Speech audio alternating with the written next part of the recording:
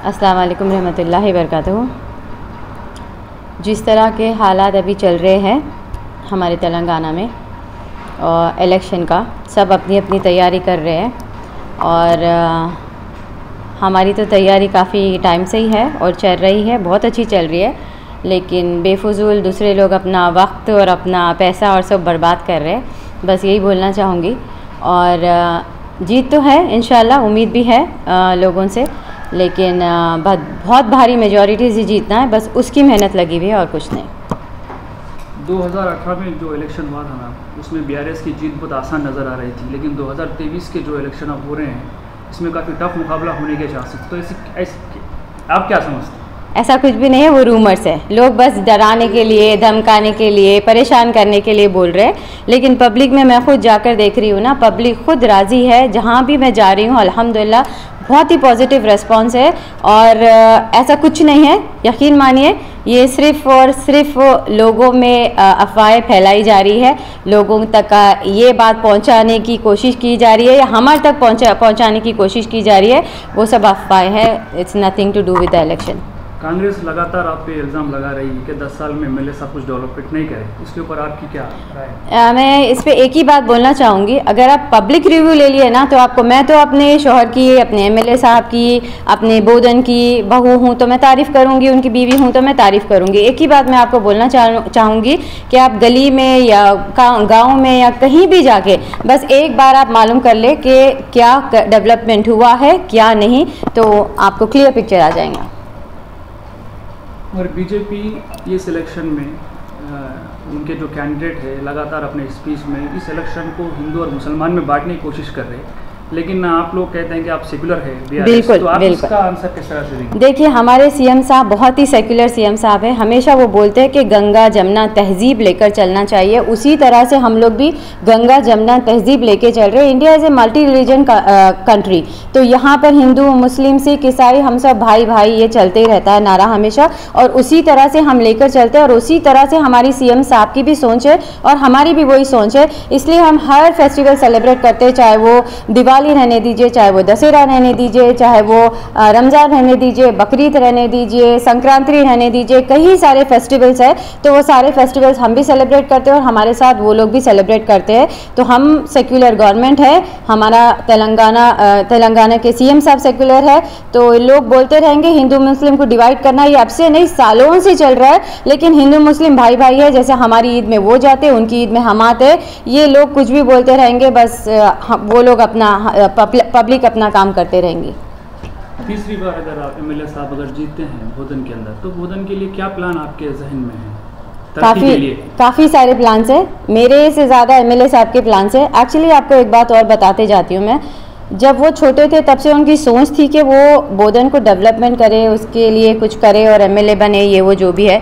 मेरी शादी के बाद जब उन्होंने मेरे से जिक्र करे तो पॉलिटिक्स मेरे को अभी भी उतना ये नहीं है, मतलब नॉलेज नहीं है, अभी तो काफ़ी सारा सीखने को मिल रहा है मेरे को।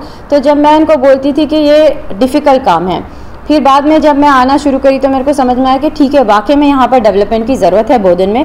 तो उसी तरह से वो बहुत उनको प्लान्स है कि बोधन को इस तरह से डेवलप करना है, उस तरह से डेवलप, क्योंकि वो पैदा ही यहाँ हुए हैं, शकरनगर के है, वो यहीं पैदा हुए, तो उनको मालूम है कि किस तरह के प्रॉब्लम्स बोधन में है।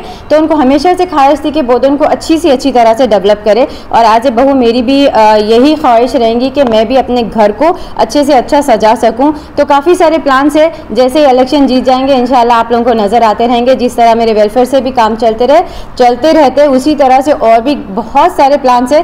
कभी जीत के बाद आप लोग बैठेंगे तो वो सारी लिस्ट मैं आप लोगों को दिखाऊंगी इंशाल्लाह। ये इलेक्शन से पहले आपके कुछ अराकीन बल्दिया काउंसलर्स पार्टी को छोड़ के चले गए और कुछ आए, तो इससे पार्टी के कैंपेनिंग पे या BRS पार्टी के बोधन के अंदर इससे कितना आपको इफेक्ट गिरा?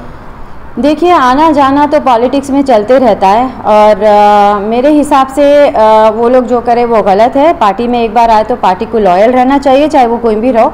तो मैं चाहूँगी कि लोग ऐसे आगे भी मत करें ताकि परेशान कंफ्यूज ना करें लोगों को, क्योंकि अभी भी काफ़ी सारे लोगों को मालूम नहीं है कि वो पार्टी में है या नहीं है या क्या है। तो उस तरह से गेम्स ना खेले।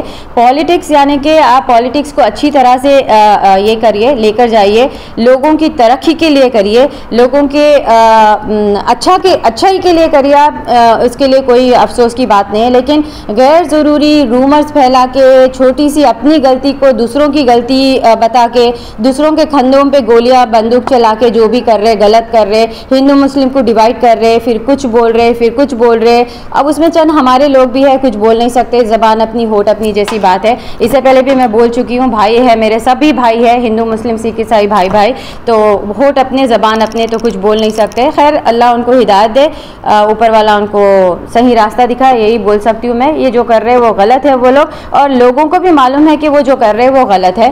तो पार्टी चेंज करने से कुछ नहीं होता, पार्टी के काम देखते हैं लोग, पार्टी क्या कर रही है। यानी कि BRS की जो भी स्कीमात चल रहे हैं, घर घर में पहुंच रहे हैं, वो सबसे ज़्यादा इंपॉर्टेंट है। पब्लिक को वो इंपॉर्टेंट है जो उनको मिल रहा है, वो इंपॉर्टेंट नहीं है जो उनको सपने दिखाए जा रहे हैं। और जितने सपने पहले भी दिखा चुके हैं वो कोई पूरे हुए नहीं, तो वो खुद सामने से आके बोल रहे हैं कि ये जो बोल रहे हैं वो गलत। वो लोग खुद हंस रहे गए, तो केवल ना बोलते रहते आप छोड़ दीजिए भाभी, आप छोड़ दीजिए मैडम, आप छोड़ दीजिए बाजी, आप क्यों निकल रहे। हम खुद कार के निशान को यहाँ आप अभी हिंदूज़ की बात बता रहे थे, हिंदू मुस्लिम को अलग कर रहे बोल के। मैं जहाँ भी जा रही हूँ नॉन मुस्लिम्स भी आकर मेरे को गले लगा के बोल रहे हैं कि हम आपको ही वोट दे रहे, आप बोलो या मत बोलो, हम तो कार के निशान को वोट दे रहे। अल्हम्दुलिल्लाह, इससे बड़ी और क्या बात हो सकती है। लास्ट क्वेश्चन, दीपावली का मौका है, आप कुछ मैसेज देना चाहिए? हाँ जी, happy Deepawali to everyone. Actually मेरे दूसरे दोस्त बाहर कंट्रीज़ में भी रहते, तो वो लोग काफ़ी शिकायत कर रहे थे कि बोधन के हद तक की हैप्पी दिवाली है, बोधन के हद तक की दशहरा है करके। तो मैं पूरी दुनिया को बोलना चाहूँगी हैप्पी दिवाली, स्टे सेफ, क्योंकि क्रैकर्स रहते हैं तो जलाने में थोड़ा इधर उधर होता है, तो बच्चों को आराम से लेके जलाइए। कॉटन के कपड़े पहने जा रहे हैं, और जितने सपने पहले भी दिखा चुके हैं वो कोई पूरे हुए नहीं, तो वो खुद सामने से आके बोल रहे हैं कि ये जो बोल रहे हैं वो गलत। वो लोग खुद हंस रहे गए, तो ना बोलते रहते आप छोड़ दीजिए भाभी, आप छोड़ दीजिए मैडम, आप छोड़ दीजिए बाजी, आप क्यों निकल रहे। हम खुद कार के निशान को यहाँ आप अभी हिंदूज़ की बात बता रहे थे, हिंदू मुस्लिम को अलग कर रहे बोल के। मैं जहाँ भी जा रही हूँ नॉन मुस्लिम्स भी आकर मेरे को गले लगा के बोल रहे हैं कि हम आपको ही वोट दे रहे, आप बोलो या मत बोलो, हम तो कार के निशान को वोट दे रहे। अल्हम्दुलिल्लाह, इससे बड़ी और क्या बात हो सकती है। लास्ट क्वेश्चन, दीपावली का मौका है, आप कुछ मैसेज देना चाहिए? हाँ जी, happy Deepawali to everyone. Actually मेरे दूसरे दोस्त बाहर कंट्रीज़ में भी रहते, तो वो लोग काफ़ी शिकायत कर रहे थे कि बोधन के हद तक की हैप्पी दिवाली है, बोधन के हद तक की दशहरा है करके। तो मैं पूरी दुनिया को बोलना चाहूँगी हैप्पी दिवाली, स्टे सेफ, क्योंकि क्रैकर्स रहते हैं तो जलाने में थोड़ा इधर उधर होता है, तो बच्चों को आराम से लेके जलाइए, कॉटन के कपड़े पहन के जलाइए, दिए को थोड़ा दूर रखिए, बच्चों को थोड़ा आग से दूर रखिए, सेफ्टी मेजरमेंट्स देख लेते हुए दिवाली सेलिब्रेट करिए, खुशियों से करिए। हर त्यौहार खुशियों से मनाना चाहिए। तो फिर से एक बार मेरे बोधन के सभी लोगों को और दुनिया में जितने भी लोग दिवाली सेलिब्रेट कर रहे हैं उन सबको मेरी तरफ से, तहे दिल से, मेरी तरफ से, BRS पार्टी के तरफ से और मेरे हस्बैंड के तरफ से जो MLA है बोधन के, उनके सब के तरफ से हैप्पी दिवाली वंस अगेन।